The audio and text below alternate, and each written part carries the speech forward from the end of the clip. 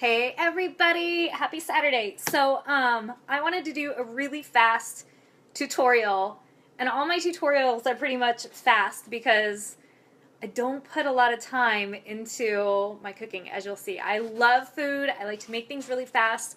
I just made my lunch today, which I don't want to knock it all out, but of course it's a Buddha bowl.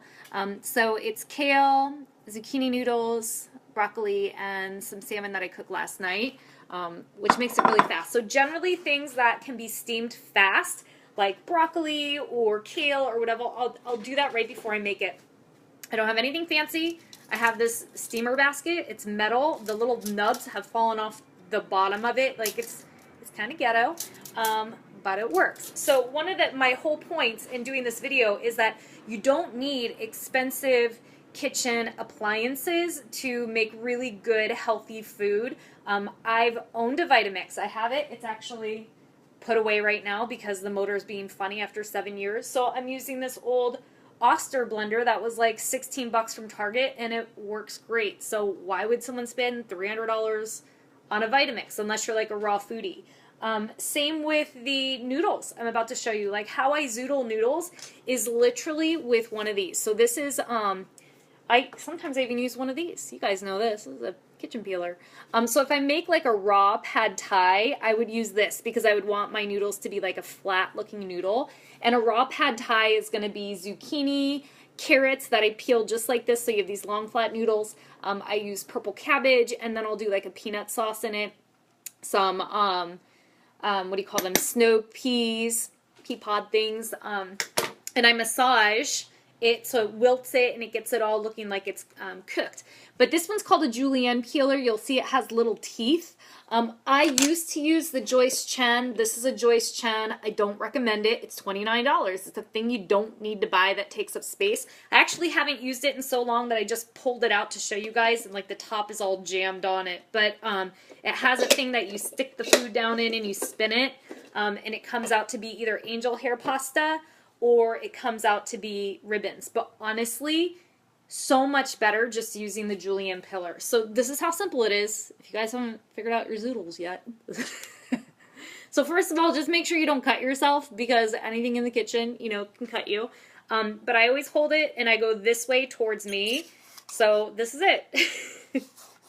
Look how easy it is to make your noodles. You want to do long strips as much as you can. So you're pressing down, and then you're pressing down until it hits the seed. So you've got noodles. I'm making a mess, but that's okay. So that's what makes what looks like your spaghetti noodles. I'm just making a little mess, and I'll clean that up later. But also, if you're doing like a pad thai and you just want to use a flat peeler, it's the same thing. You're just going to do these long peels all the way down to when you see the seed on your zucchini, and you're going to get these beautiful long peels, which look like beautiful noodles when you put them in a pad thai dish bowl, if that made any sense. So that's how I zoodle noodles. You'll see that there's a ton left in the center. I don't like to waste food because I love food and I spent money on it. So generally when I get to that center square, I'll either chop it down, basically like have little cucumbers with it. I could use them as a snack. I could throw them in my dish. If I'm making a dressing, like a raw dressing, I can also use that inside of the zucchini to throw in the blender along with some avocado or other seasonings, because it has a lot of water content in zucchini, so it'll help blend it up, and that'll make a dressing. Speaking of dressings, before I move on and show you my trick with kale, I gave you guys the tahini dressing recipe. This is how I make it. I don't measure a lot of stuff when I cook, so even the ebook, some of the measurements might be a little off, and I do realize that I think I forgot to add garlic to the pesto recipe. The cilantro pesto recipe should have garlic in it, so add like 2 cloves of garlic, slice them up and throw them in your food processor. But I literally take a heaping teaspoon of tahini, squeeze like half a lemon, and then throw in some coconut aminos. I don't blend it up. I put it in a tiny little mason jar, and I shake, and I start to use my freaking biceps that I've been flexing in my workouts. So you give it a good shake. You can add, curry or cumin is another good flavor to add to it. And then you have enough to leave in your fridge. So when I'm dressing my my salad or my Buddha bowl or whatever I'm using, you can use your orange container, and your orange container is just going to help you drizzle it on, so you're not going like, oh, I'm just going to take that whole thing and dump it on, because you're going to get a lot of calories and fat when it comes to your dressings. The thing I love about making my own dressing is I am in control of knowing what's going in my body. I know there's no bad oils, there's no fake sugars, there's no preservatives, there's nothing bad going in. So that's why I love this, and tahini dressing just tastes great on just about everything. So that's what I do to make my dressings. And then you can just keep this in the fridge. This one I made last night, so there's still some left for my meal today. And then lastly, what I was going to show you today, I'm fanning myself, is kale. And so who doesn't love kale? The only time I don't love kale, I'll be so honest with you, I hate putting kale in my smoothies because kale has a really like strong, bitter taste, and it's really powerful. And in my smoothies, I feel like you can overtake them really easily. But I love putting organic spinach in my smoothies because it's a really mild flavor.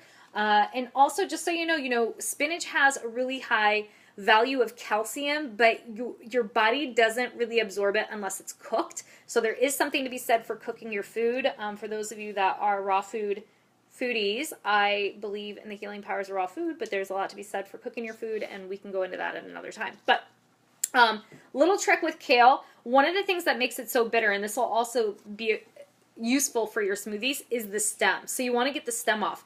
You can lay your thing, your kale leaf down and cut it out.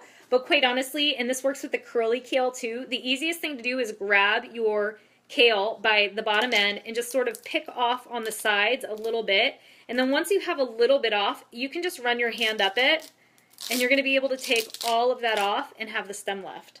So now you've got all this great kale, no stem, and you've got a stem. If you like to eat the stem, you can. There's a lot of nutrients in it. I don't like it. It's gross. It's going in my compost bin.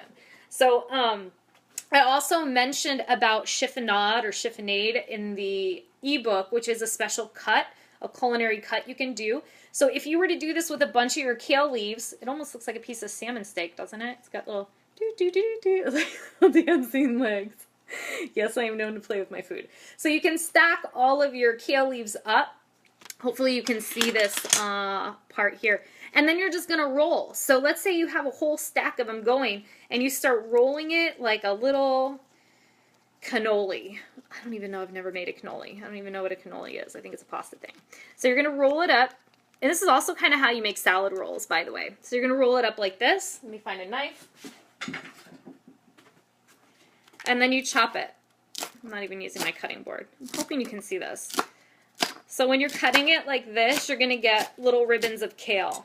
So you can kind of see little ribbons of kale. So if you decide to make a kale salad, you're going to want to massage it. You're going to want to put it in a bowl with lemon, with a little bit of salt, a little bit of olive oil, and massage it. And the more you squeeze and massage the kale, and you have an acid and a salt on it, the more it's going to break down. The cellulose, the fiber wall is going to break down. And so it's going to look really wilted like it was cooked. And that's also going to make it easier for some of you to digest. So that's a little tip with the kale. That's a little tip with your zucchini noodles.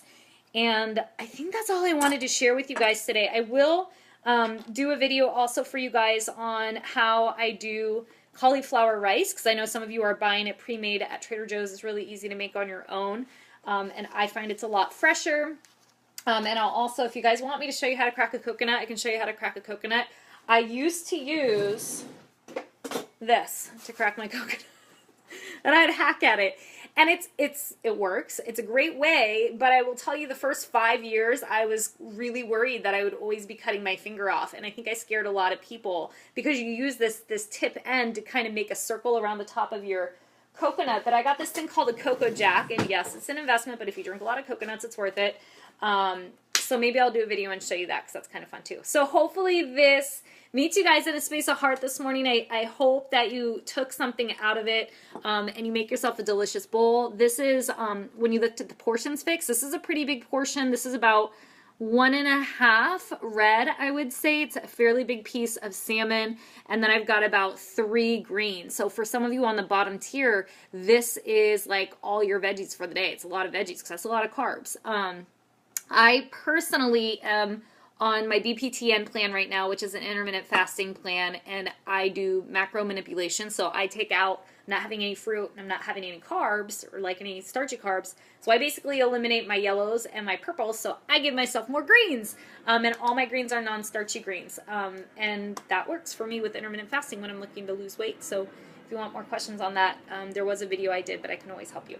So if you guys have any questions, post them in the comments below. If you like this video, give it a love, give it a thumbs up or 2 thumbs up, and I can do more things like this. But have a great Saturday. Eat well. Food prep for next week. That's important. So make sure you get to the farmer's market this weekend. I love you and leave you guys, and have a great day, and I'll see you soon. Bye, guys.